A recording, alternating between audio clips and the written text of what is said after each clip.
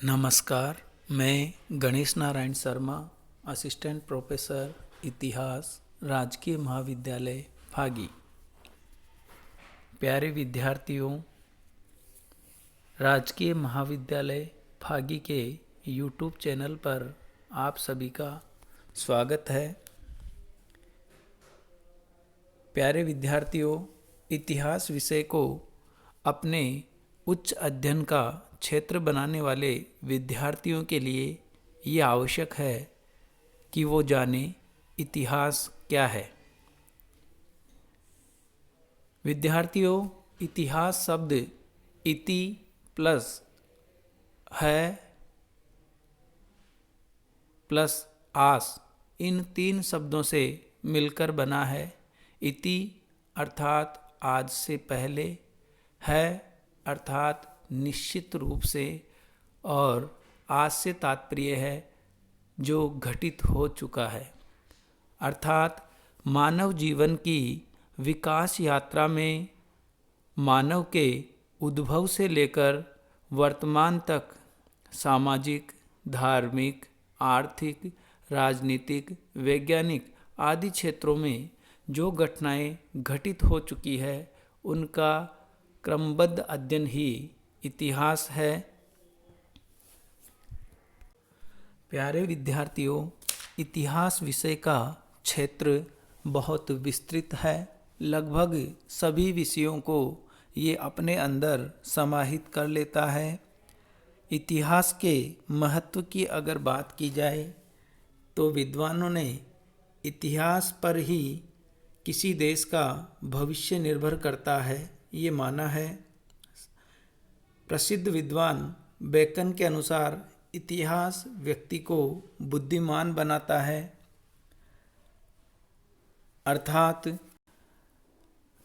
व्यक्ति को निर्णय लेने की क्षमता प्रदान करता है। अतीत में की गई गलतियों को फिर न दोहराने की सीख देता है। विद्यार्थियों, वर्तमान समय में इतिहास विषय को लेकर कई प्रकार की भ्रांतियाँ कहीं और सुनी जाती है। कई लोग इसको अतार्किक विषय मानते हैं और कई का मानना ये है कि इतिहास पढ़ने से कोई फ़ायदा नहीं है, इतिहास में गड़े मुर्दे उखाड़े जाते हैं, परंतु ऐसा नहीं है। इतिहास हमें अतीत के उपयोगी अनुभवों से सीख देता है, साथ ही साथ उन उपयोगी अनुभवों का लाभ लेकर हम अपने वर्तमान और भविष्य के बारे में निर्णय ले सकते हैं। वर्तमान में भी हम अगर किसी भी संस्थान में, चाहे सरकारी हो या निजी, अगर हम नौकरी के लिए जाते हैं तो सबसे पहले हमारा बायोडाटा मांगा जाता है, जिसके अंदर हमारा सुनहरा अतीत स्वर्णाक्षरों में अंकित होता है और उसी बायोडाटा के आधार पर नियोक्ता हमारे बारे में निर्णय लेता है। इसी प्रकार सबसे आधुनिक विषय समझा जाने वाला विज्ञान विषय को पढ़कर एक विद्यार्थी डॉक्टर के रूप में, जो सबसे आधुनिक और सम्मानित पेशा माना जाता है, नियुक्ति पाता है। परंतु जब रोगी उसके पास जाता है तो सबसे पहले डॉक्टर उस रोगी के अतीत के बारे में जानता है, अर्थात कितने दिन से वह बीमार है, पिछले दिनों में उसने क्या खाया है, नींद उसको पर्याप्त आती है या नहीं आती है, इससे पूर्व किस डॉक्टर को दिखाया है, कौन कौन सी दवाइयों का सेवन किया है, अर्थात उसके अतीत के बारे में जानकर ही आगे उसका उपचार किया जाता है।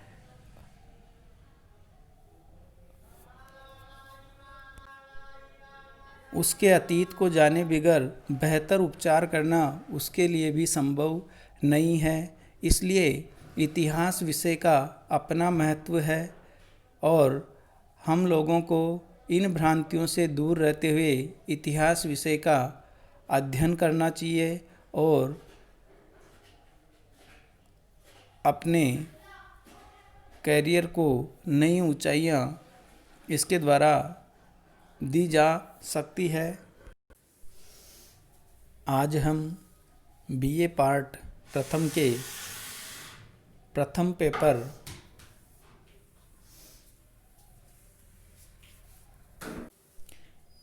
प्राचीन भारत के इतिहास के बारे में अध्ययन की शुरुआत करेंगे।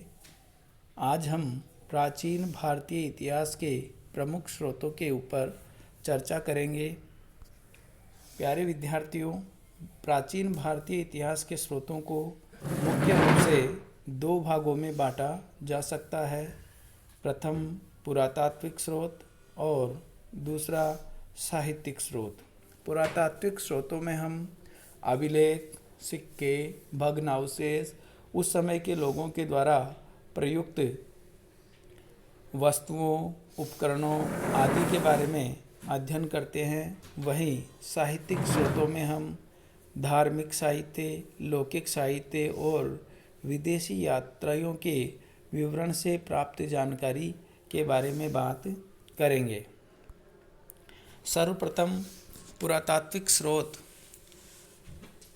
पुरातात्विक स्रोतों में सबसे महत्वपूर्ण स्थान अभिलेखों का होता है। अभिलेख से तात्पर्य किसी कठोर वस्तु, सतह अथवा शिला अथवा स्तंभ के ऊपर उकेरे गए लेख या लिखे गए लेखों से हैं। अभिलेख इतिहास के स्रोतों में बहुत महत्वपूर्ण स्थान रखते हैं। अभिलेखों के विभिन्न प्रकार हो सकते हैं, जैसे शिलालेख, स्तंभलेख, गुहालेख, ताम्रपत्र लेख आदि। शिलालेख अर्थात वे लेख जो शिलाखंड या पत्थर के बड़े टुकड़ों पर उकेरे गए हैं, जैसा कि प्रथम चित्र में दिखाया गया है। इनके द्वारा हमारे को जिस समय इनको लिखा गया है उस समय के बारे में जानकारी मिलती है।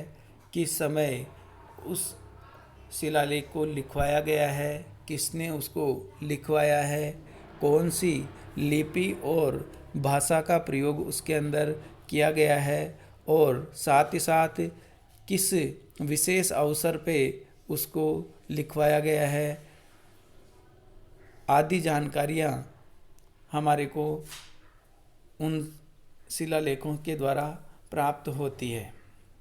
साथ ही साथ उस समय की सामाजिक, धार्मिक, राजनीतिक स्थिति की जानकारी भी हमारे को इनसे प्राप्त होती है। और सबसे महत्वपूर्ण बात, इन शिलालेखों को लिखवाने के बाद में या लिखने के बाद में इनमें किसी प्रकार का परिवर्तन किया जाना संभव नहीं होता है। साथ ही साथ ये अपने समय की जानकारी हमारे को उपलब्ध करवाते हैं। इसी प्रकार जिन लेखों को स्तंभों के ऊपर लिखा गया है उनको स्तंभ लेख कहा जाता है। मौर्य सम्राट अशोक के स्तंभ लेख काफ़ी प्रसिद्ध रहे हैं। इसी प्रकार गुफाओं के बाहर लिखे हुए लेखों को गुहा लेख कहा जाता है और उनके द्वारा भी हमारे को उस समय की प्रामाणिक जानकारी मिलती है। ताम्रपत्र लेख अर्थात तांबे के पत्रों के ऊपर उकेरे हुए लेख ताम्रपत्र लेख कहलाते हैं। पुराने समय में जमीन अर्थात भूमि आदि दान दी जाती थी और दान ग्रहीता को राजा अथवा अधिकारी के द्वारा उस जमीन अथवा गांव अथवा राज्य जो दान में दिया जाता है उसके बारे में लिखकर उसको प्रदान किया जाता था। वो दान पत्र हमें ये बताता है कि किस उपलक्ष्य में दान दिया गया है, किसके द्वारा दिया गया है, कौन सी लिपि और भाषा में उसको लिखा गया है, कौन से समय की वो घटना है, ये सारी जानकारी हमारे को ताम्रपत्रों के द्वारा प्राप्त होती है।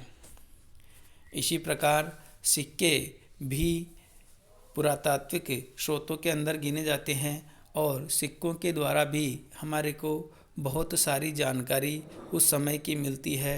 भारत के अंदर ताम्र, रजत और स्वर्ण सिक्के काफ़ी मात्रा में प्राप्त हुए हैं। भारत के अंदर 6ठी शताब्दी ईसा पूर्व में सबसे पहले सिक्के चलन में आए और सबसे पहले जो सिक्का चलन में आया उसको आहत सिक्का या आहत मुद्रा के नाम से भी जाना जाता है। आहत सिक्के ताम्र और रजत के बने होते थे और उनके ऊपर किसी वस्तु से उनके ऊपर निशान उकेरा जाता था, ठोक कर उसके ऊपर उसको बनाया जाता था, इसलिए उनको आहत सिक्का कहा जाता था। इनके ऊपर पशु, मछली, चंद्र, पेड़ आदि आकृतियाँ उकेर दी जाती थी। हालांकि कलात्मक दृष्टि से, डिजाइन की दृष्टि से इनमें कोई विशेष काम नहीं होता था, पर फिर भी शुरुआत में इनका चलन था। बाद में धीरे धीरे इनमें सुधार हुआ। जब हिंद यवन शासक भारत में आए तो उनके द्वारा राजा की फोटो युक्त, उपाधि युक्त और नाम युक्त सिक्के जारी किए गए, जैसा कि हम चित्र में देख सकते हैं। तो हिंद यवन शासकों के द्वारा सर्वप्रथम भारत में लेख युक्त सोने के सिक्के जारी किए गए। कुषाणों के द्वारा सबसे शुद्ध सोने के सिक्के भारत में जारी किए गए। गुप्त शासकों के समय सर्वाधिक मात्रा में स्वर्ण सिक्के जारी किए गए। सिक्कों के द्वारा हमारे को उस समय के राजा, उसकी उपाधि, उस समय की लिपि, भाषा, समय आदि के बारे में जानकारी मिलती है। इस सिक्के में ये सिक्का गुप्त शासक समुद्रगुप्त का है और इस सिक्के में समुद्रगुप्त को वीणा बजाते हुए दिखाया गया है। तो सिक्कों के द्वारा हमारे को शासकों की रुचि के बारे में भी जानकारी मिलती है।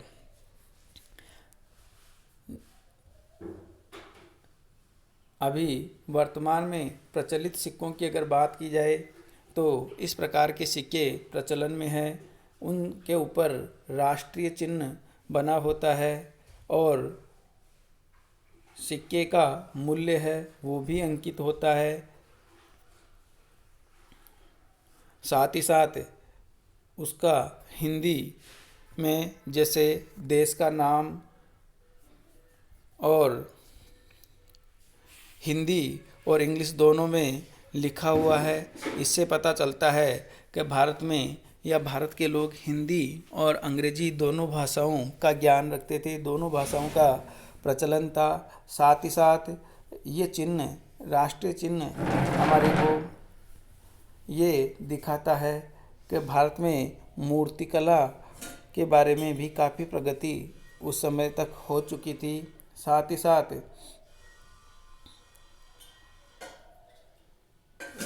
ये चिन्ह इस बात को साबित करता है कि ये चिन्ह जो है देश में विशेष महत्व रखता है। इस प्रकार से सिक्कों के द्वारा हमारे को बहुत सारी जानकारियाँ उस समय की मिलती है।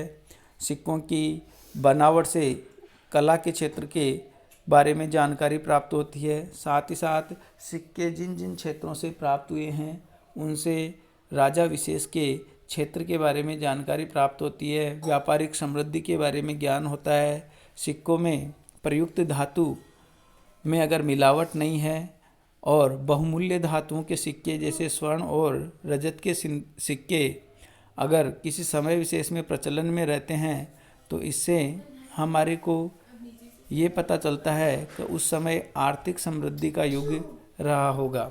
इस प्रकार सिक्कों से भी हम प्राचीन काल के बारे में विशेष जानकारियाँ प्राप्त कर सकते हैं। इसी प्रकार भग्नावशेष अर्थात जिस समय के बारे में अपन जानकारी प्राप्त कर रहे हैं उस समय के प्राप्त भग्नावशेषों से भी हम उस समय के समाज, धर्म और राजनीतिक स्थिति के बारे में जानकारी प्राप्त कर सकते हैं। जैसे भग्नावशेषों में भवन जिनमें लोग रहते थे उनके अवशेष, स्मारक, मूर्तियाँ और प्रयुक्त वस्तुएं हमारे को उस समय के बारे में समझने में जो है हमारी मदद करती है। जैसे मोहनजोदड़ो जो कि सिंधु घाटी सभ्यता का एक उत्खनन स्थल रहा है, के उत्खननों से हमें उस समय के लोगों के द्वारा किस प्रकार के मकान बनाए जाते थे, सड़कें किस प्रकार से बनाई जाती थी, नालियों की और जल निकासी प्रणाली की व्यवस्था किस प्रकार से थी, इसको समझने में मदद मिलती है। इसी प्रकार उस समय की मूर्तियों से हमें उस समय की कला की उन्नति के बारे में ध्यान चलता है। साथ ही साथ उस समय के लोग किस प्रकार के वस्त्र पहनते थे, उन मूर्तियों के ऊपर उकरी हुई डिजाइन से भी हम उनके बारे में पता लगा सकते हैं। साथ ही साथ आभूषण भी उस समय के लोग पहनते थे, वो भी हम मूर्तियों के माध्यम से आसानी से पता कर सकते हैं। तो साथ ही साथ उस समय की प्रयुक्त वस्तुओं से भी हमारे को उस समय के बारे में जानकारी प्राप्त होती है।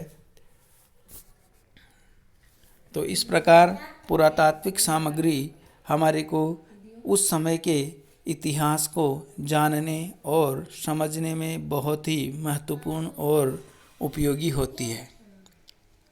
धन्यवाद।